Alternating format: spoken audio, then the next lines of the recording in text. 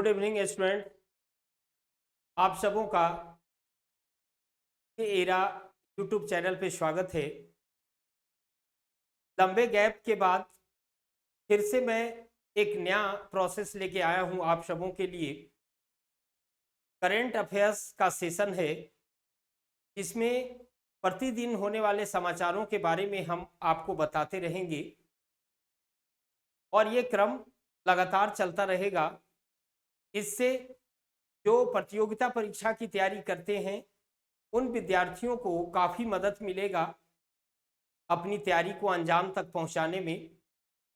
और दूसरी बात, जो प्रतियोगिता परीक्षा की तैयारी नहीं करते हैं उनके लिए भी, यदि उनके पास पेपर पढ़ने का समय नहीं है तो इस चैनल के माध्यम से उनका भी दैनिक समाचार या पर डे होने वाली घटनाओं के बारे में वो आसानी से जान पाएंगे।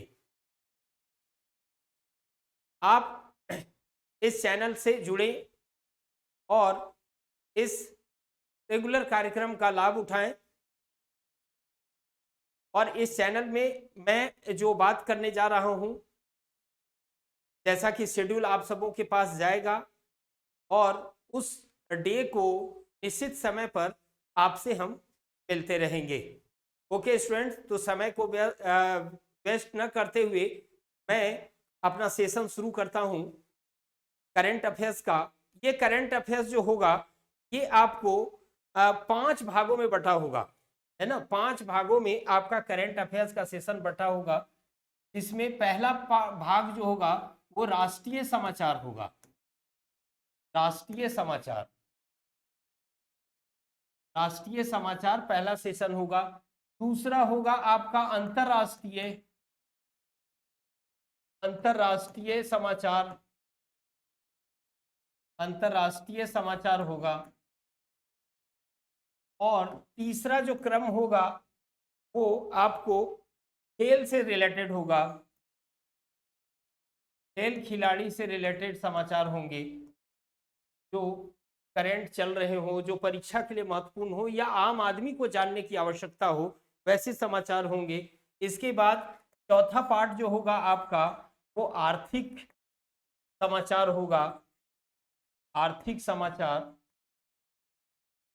और जो पांचवा भाग होगा वो मेरी राय होगा। कुछ एक घटनाओं के प्रति मैं अपनी राय आप तक पहुंचाऊंगा। यदि हमारी राय आपको अच्छी लगे या हमारा प्रेजेंटेशन, हमारा कलेक्शन आपको अच्छा लगे तो निश्चित तौर पर हमारे चैनल को आप सब्सक्राइब करें और हमसे जुड़े। और ये जो निःशुल्क आपकी सेवा के लिए हम एक प्रोसेस स्टार्ट कर रहे हैं उसका लाभ अधिक से अधिक लोगों तक पहुंचे, इसमें आप सबों का सहयोग बहुत जरूरी है। ओके स्टूडेंट्स, तो हम स्टार्ट कर रहे हैं सेशन, जिसमें सबसे पहला जो बीते दिनों में कल के समाचारों में जो था उस चीज को मैं आज आपके सामने लेके आ रहा हूं और हम लोग देखेंगे आज के समाचार में क्या चीज है, कौन सी घटना परीक्षा के लिए इंपॉर्टेंट है या ऐसे भी जो पेपर पढ़ते हैं न्यूज़पेपर उनके लिए क्या महत्वपूर्ण है। ओके, तो राष्ट्रीय घटनाक्रम का सेशन मैं स्टार्ट कर रहा हूं। राष्ट्रीय घटनाक्रम के सेशन में, राष्ट्रीय घटनाक्रम के सेशन में मैं किन किन बातों पर डिस्कस करूंगा उसकी मैं एक लिस्ट आपको दे रहा हूं। फर्स्ट ऑफ ऑल, सबसे पहला होगा आपका चिपको आंदोलन। चिपको आंदोलन, चिपको तो आंदोलन के 50 वर्ष पूर्ण, है ना। 50 वर्ष, 50 वर्ष पूर्ण हुए चिपको आंदोलन के। दूसरा समाचार है आपका कर्नाटक चुनाव। कर्नाटक में चुनाव होने वाले हैं के बारे में आप जानेंगे, ठीक है। तीसरा प्रमुख समाचार है आपके लिए अतीक अहमद की हत्या। अतीक अहमद, अतीक अहमद की हत्या, ये उत्तर प्रदेश की सबसे प्रमुख समाचार अभी देश में चल रहा है, अतीक अहमद की हत्या, है ना। उसके बाद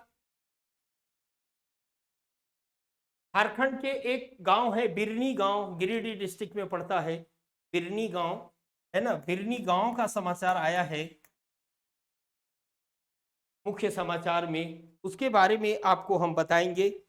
ओके, इसके अलावा अंतरराष्ट्रीय स्ट्रीट चिल्ड्रन डे के बारे में आपको बताएंगे। अंतरराष्ट्रीय स्ट्रीट डे चिल्ड्रन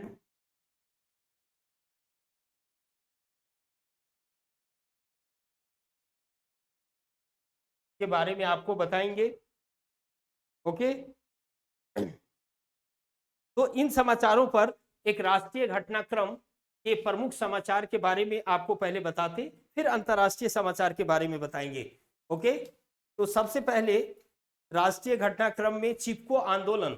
ओके, चिपको आंदोलन के बारे में आप जानेंगे। चिपको आंदोलन ये पेड़ पौधों को बचाने का एक प्रोसेस था, एक आंदोलन शुरू हुआ था। ठीक है, और ये आंदोलन के 50 वर्ष पूर्ण हुए हैं, और इसकी शुरुआत कुछ एक मेरा उद्देश्य है कि जो करंट अफेयर्स हो उससे क्वेश्चन कैसे बनता है, परीक्षा में कैसे वो आ सकता है, या आम आदमी को उसके बारे में क्या नॉलेज रखनी चाहिए। तो चिपको आंदोलन की शुरुआत 26 मार्च 1974 को रेनी गांव उत्तराखंड, है ना, में महिला मंगल दल के अध्यक्ष गौरा देवी ने की थी इसकी शुरुआत। उसमें आपको एक स्पोर्ट्स कंपनी है, स्पोर्ट्स कंपनी को जंगल की लकड़ी प्राप्त करने का लाइसेंस दिया गया था, और उसके अगेंस्ट वहां की महिलाओं ने पेड़ पौधे से चिपक कर पेड़ों को बचाने का आंदोलन किया था। उसी का नाम चिपको आंदोलन पड़ा, और उसकी 50वीं वर्षगांठ के पूर्ण हुई है। इस आंदोलन से कुछ एक जुड़े नेता हैं जो सभी एग्जाम वगैरह में आते हैं। उन नेताओं का नाम मैं आपको बता रहा हूं। इन नेताओं के नाम हैं, सबसे पहला प्रमुख नाम है सुंदरलाल बहुगुणा, दूसरा चंडी प्रसाद भट्ट, तीसरा शमशेर सिंह बिष्ट, नेक्स्ट गोविंद सिंह रावत। कुछ एक महिलाएं इस आंदोलन से और जुड़ी थी, जिनमें सुरक्षा देवी, सुदेशा देवी, बचनी देवी एंड वृषका देवी का नाम लिया जाता है, जो काफी प्रसिद्ध हुए। ओके, दूसरा इशू है आपका कर्नाटक चुनाव, है ना। कर्नाटक में विधानसभा चुनाव होने वाले हैं। ये आप देख रहे हैं कि जिस तरह से वहां भाजपा के नेता अपने पार्टी बदल रहे हैं, जिसके कारण न्यूज बहुत हाईलाइट है ना। तो कर्नाटक चुनाव पहले राजनीति को आपको समझना है कर्नाटक में, है ना। तो कर्नाटक का जो राज्य विधानमंडल है, कर्नाटक का जो राज्य विधानमंडल है, स्टेट लेजिस्लेचर जो है, वो द्विसदनीय है। विधानमंडल ये द्विसदनीय है। द्विसदनीय कौन कौन है? यहाँ का विधानमंडल 3 चीजों से मिलकर बना है। एक तो राज्यपाल है, दूसरा है विधान परिषद है, लेजिस्लेटिव काउंसिल इसको कहते हैं, और तीसरा है आपका विधानसभा, है ना। तो इनके चुनाव होने वाले हैं, विधानसभा के चुनाव होने वाले हैं। ये अस्थाई सदन होता है, ये कभी भंग नहीं होता है। तो कर्नाटक विधानसभा में सदस्यों की संख्या कितनी है? विधानसभा सदस्यों की संख्या पहले हुआ करता था 225, ठीक है, 225, लेकिन इसमें एक एंग्लो इंडियन हुआ करता था, तो एक एंग्लो इंडियन का प्रावधान अब खत्म कर दिया गया है ना। इसलिए अब जो विधानसभा में सीट है वो 224 ही है, 224 सीट है कर्नाटक विधानसभा में। ओके, विधान परिषद में जो सीट है वो है 75। विधान परिषद में सदस्यों की संख्या 75 है। इसमें 64 निर्वाचित होते हैं, इलेक्टेड हैं, ठीक है, इलेक्टेड हैं, और 11 नॉमिनेटेड हैं।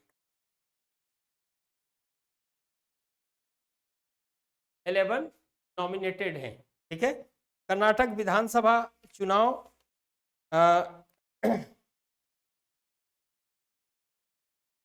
जैसा कि समाचार में हम लोग पढ़ते हैं, कर्नाटक विधानसभा चुनाव में अभी दो मुद्दे काफी प्रमुख हैं। एक, जैसा कि राहुल गांधी बार बार आवाज उठा रहे हैं, जातीय जनगणना का मुद्दा कर्नाटक विधानसभा चुनाव का मुख्य मुद्दा बना हुआ है। और दूसरा एक दूध का मुद्दा है ना। दूध का मुद्दा ये है कि अमूल जो है कर्नाटका में अपनी फैक्ट्री लगाना चाह रहा है, अमूल, और उसका विरोध किया जा रहा है।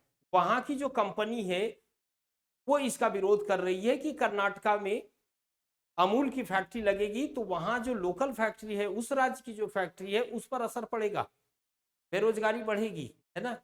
और ये दोनों एक प्रमुख राजनीतिक मुद्दा के रूप में दिखाई दे रहा है कर्नाटक चुनाव में। ओके, तो कर्नाटक चुनाव आप ध्यान रखेंगे। ओके, और जैसा हम लोग जानते हैं कि कर्नाटक में अभी जो वर्तमान सरकार है वो कांग्रेस पार्टी की ही सरकार है, कांग्रेस की ही सरकार है। और वहां के मुख्यमंत्री सिद्धारमैया है ना, सिद्धारमैया कर्नाटक के मुख्यमंत्री हैं अभी वर्तमान में, और ये कांग्रेस के हैं, ये कांग्रेस पार्टी के हैं, कांग्रेस पार्टी के ही हैं सिद्धारमैया। ओके, तो ये मुद्दा आप ध्यान में रखेंगे, कर्नाटक चुनाव, है ना। नेक्स्ट मुद्दे पर हम बात करते हैं। नेक्स्ट पे हम बात करते हैं, एक मैंने आपको बताया अंतरराष्ट्रीय स्ट्रीट चिल्ड्रंस डे कब मनाया जाता है ना। अंतरराष्ट्रीय स्ट्रीट चिल्ड्रंस डे कब मनाया जाता है? 12 अप्रैल को, 12 अप्रैल को ये मनाया जाता है।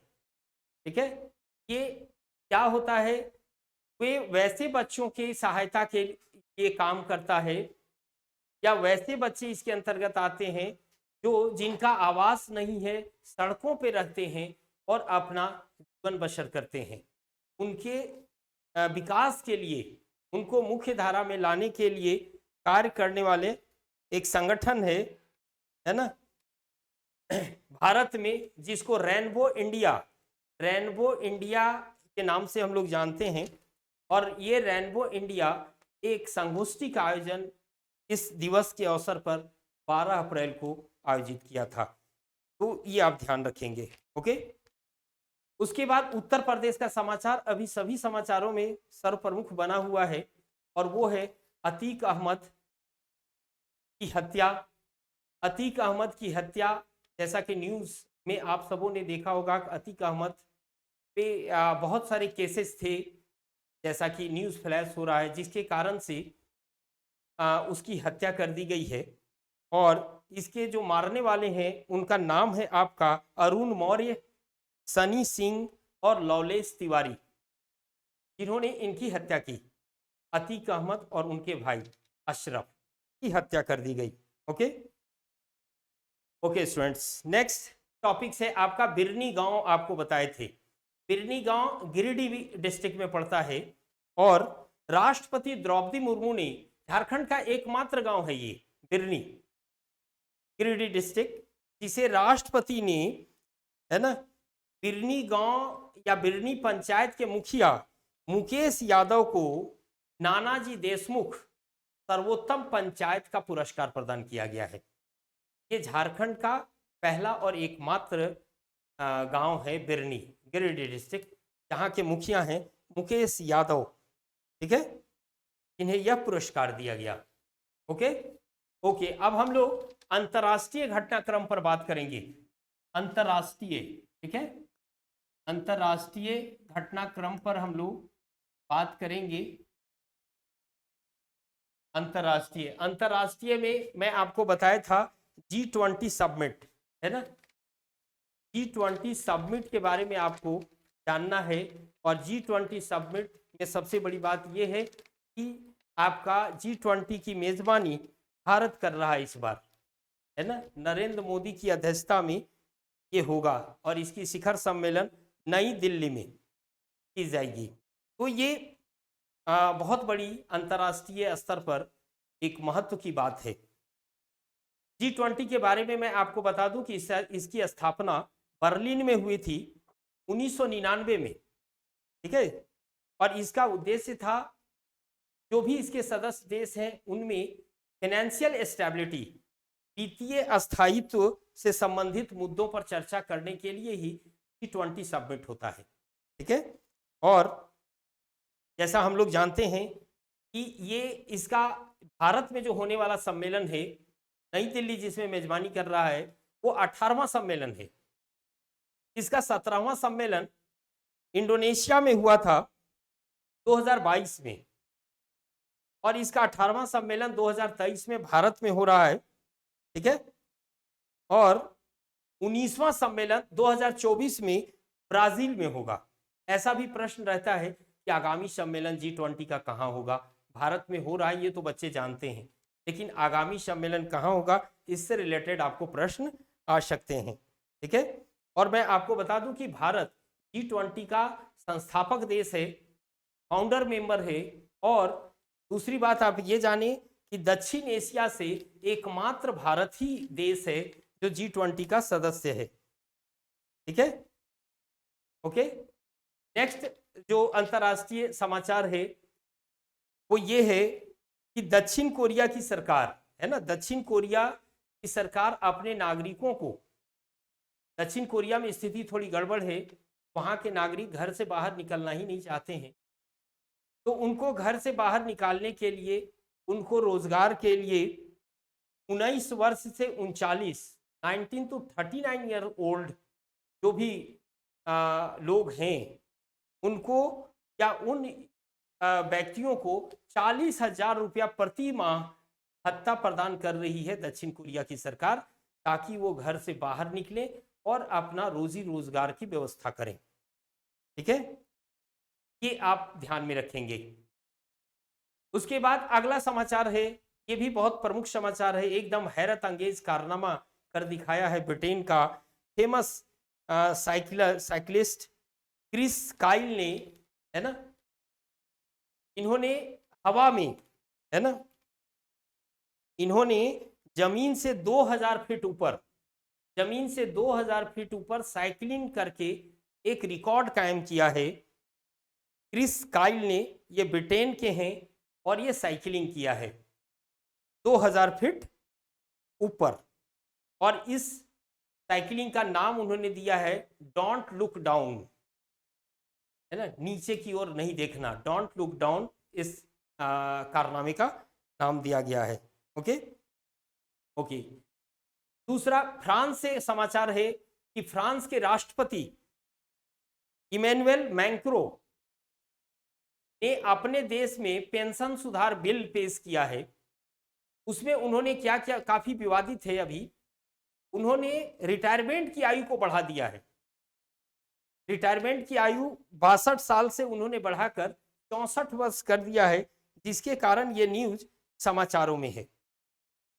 ओके, इसके अतिरिक्त अंतर्राष्ट्रीय समाचारों में और भी कुछ हैं, और आपको ध्यान रखना है कि ब्रिटेन के प्रधानमंत्री भी अभी जो भारतीय मूल के हैं, शायद उनका नाम आप सब जानते होंगे, ऋषि सुनक, ब्रिटेन के प्रधानमंत्री ऋषि सुनक हैं, वो भी विवादों में हैं। और विवाद का कारण ये है कि उनकी पत्नी अक्षता के व्यावसायिक हित को लेकर संसदीय जांच चल रहा है ना, संसदीय जांच का सामना करना पड़ा है अक्षता मूर्ति की संपत्तियों की जांच चल रही है। ओके, मैं आपको बता दूं कि अक्षता मूर्ति जो है वो इंफोसिस के सह संस्थापक नारायण मूर्ति की बेटी है, जिसकी शादी ब्रिटेन के वर्तमान जो प्रधानमंत्री ऋषि सुनक से हुई। ओके, तो ये अंतरराष्ट्रीय समाचार के प्रमुख हिट क्वेश्चंस हैं जो परीक्षा में या परीक्षा के लिए महत्वपूर्ण तो हैं ही, साथ ही आप जो दैनिक समाचार पढ़ते हैं उसकी भी मेरी कोशिश है वो भी आपको न पढ़ना पड़े और इसी चैनल के माध्यम से आपको वो समाचार भी मिलता रहे। ओके, अब खेल समाचार पर मैं बात करूंगा। खेल समाचार से क्या खेल समाचार है, आप सब जानते हैं कि अभी खेल समाचारों में आईपीएल का 16वां सीजन चल रहा है, क्रिकेट, है ना, तो ये सबसे प्रमुख समाचार है। आईपीएल का 16वां सीजन जो चल रहा है, आईपीएल इंडियन प्रीमियर लीग का 16वां सीजन चल रहा है यहाँ। ठीक है, आईपीएल का। अब आईपीएल जब हम लोग मतलब भारत ने भी एक 2020 मैचों की एक प्रीमियर लीग शुरू की थी, ठीक है, जो क्रिकेट में अपना कैरियर बनाना चाह रहे हैं उनके लिए एक बड़ा अवसर प्रदान किया। और हम लोग देखते हैं कि बहुत सारे न्यू फेस क्रिकेट के दुनिया में काफ़ी नाम कमाया, आगे बढ़े, पैसे कमाए, है ना। देन भारतीय क्रिकेट टीम धीरे धीरे मजबूत होगा। ओके, अभी जो 16वां सीजन चल रहा है वो लेटेस्ट जो न्यूज़ है उसके अनुसार से अभी अंक तालिका में सबसे ऊपर राजस्थान रॉयल्स है। राजस्थान रॉयल्स अंक तालिका, रन रेट दोनों हिसाब से अभी शीर्ष स्थान पर बना हुआ है ना। यदि राजस्थान रॉयल्स ये पदक जीतता है तो ये दूसरा अवसर होगा जब वो पदक जीतेगा। ये आईपीएल की शुरुआत मैं आपको बता दूं कि बीसीसीआई के ललित मोदी के द्वारा 2007 में लीग की स्थापना की गई थी और 2008 में पहला प्रीमियर लीग का आयोजन हुआ था। और पहला जो प्रीमियर लीग का आयोजन हुआ था उसका विजेता आपको राजस्थान रॉयल्स था 2008 में। उसके बाद फिर नहीं जीता राजस्थान रॉयल्स में। और राजस्थान रॉयल्स ने चेन्नई सुपर किंग को हराया था 2008 में। और फिर से इस बार हम लोग देख रहे हैं कि राजस्थान रॉयल्स सबसे ऊपर है। और राजस्थान रॉयल्स जो न्यूज़ हाईलाइटेड होते हैं प्रश्न उसी से बनते हैं। राजस्थान रॉयल्स के कैप्टन हैं संजू सैमसन, है ना। और फिर आगे हम लोग देखते हैं कि ये क्या कर पाता है राजस्थान रॉयल्स, ठीक है।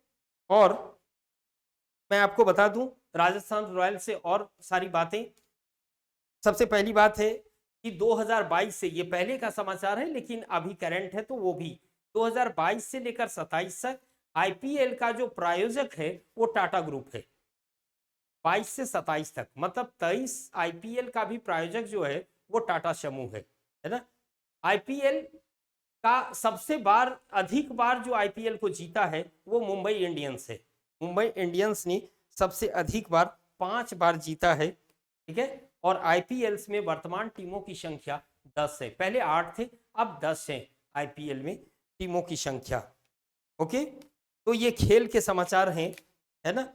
और इसके अलावा खेल के समाचार में और भी समाचार हैं, जैसे पुरुषों का हीरो एशियाई चैंपियंस हॉकी ट्रॉफी, है ना। पुरुषों की हॉकी के लिए चैंपियंस ट्रॉफी 2023 की मेजबानी चेन्नई कर रहा है ना।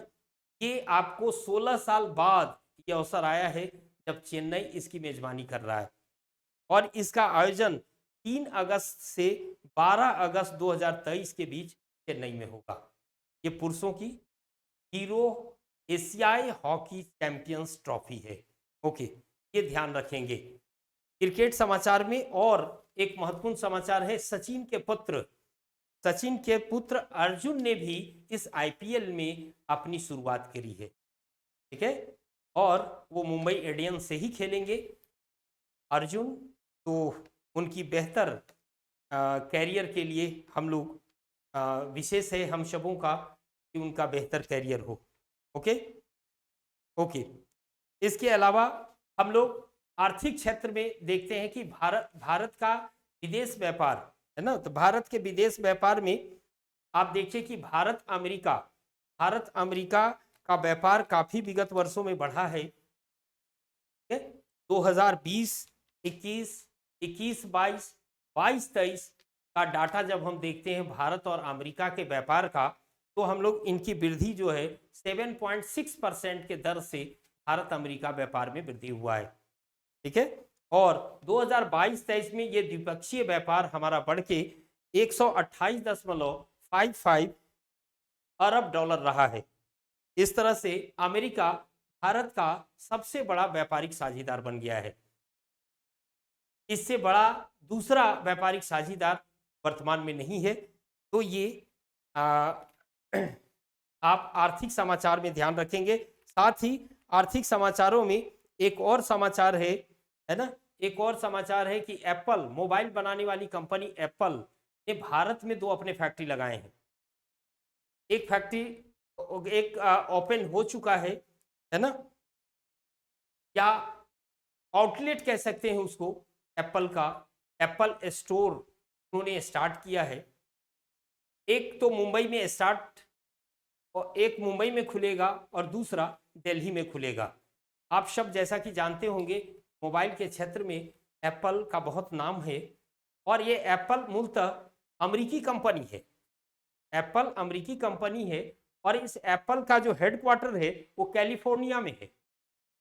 ठीक है, तो एक महंगी मोबाइल बनाती है एप्पल। ओके, अब ये समसामयिक समाचारों में आज के सेशन में हमारा जो मेरी राय कॉलम है उसके तहत मैं कुछ एक अपनी राय, कुछ एक प्रसिद्ध घटनाओं के बारे में मैं अपनी राय आप सबों से शेयर करूंगा, है ना। और मेरी राय कॉलम में आपका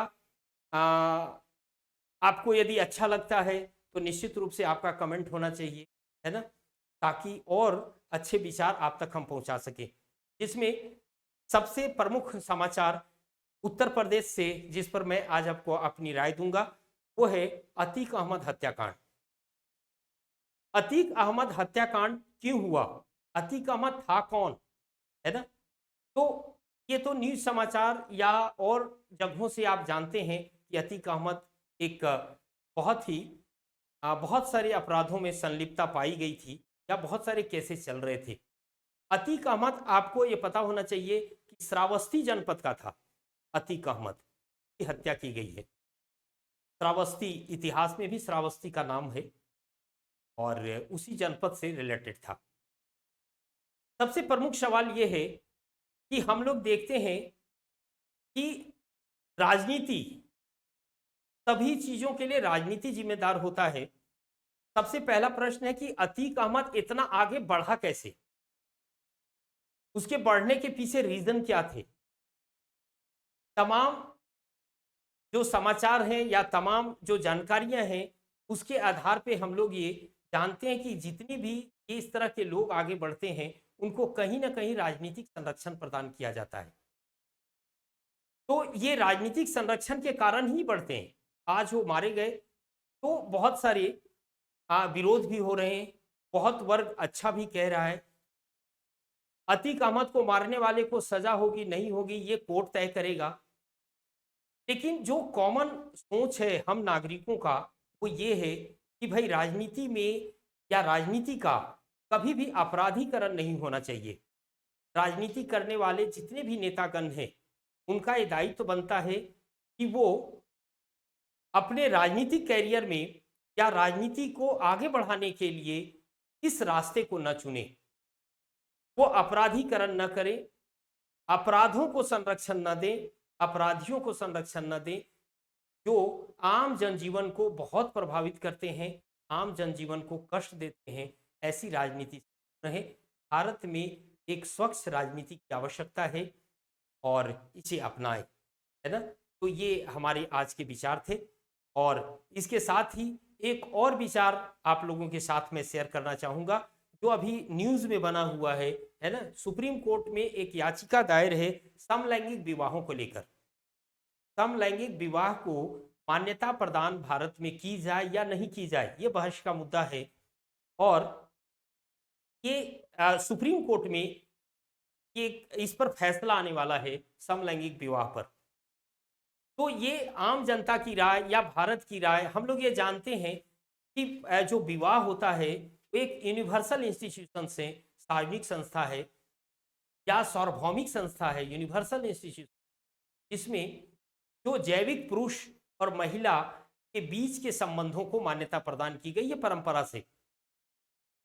ये आज भारत में समलैंगिक विवाह को आगे बढ़ा के ये पाश्चात्य विचारधारा को या एक अलग अनैतिक विचारधारा को आगे बढ़ाने का प्रयास किया जा रहा है।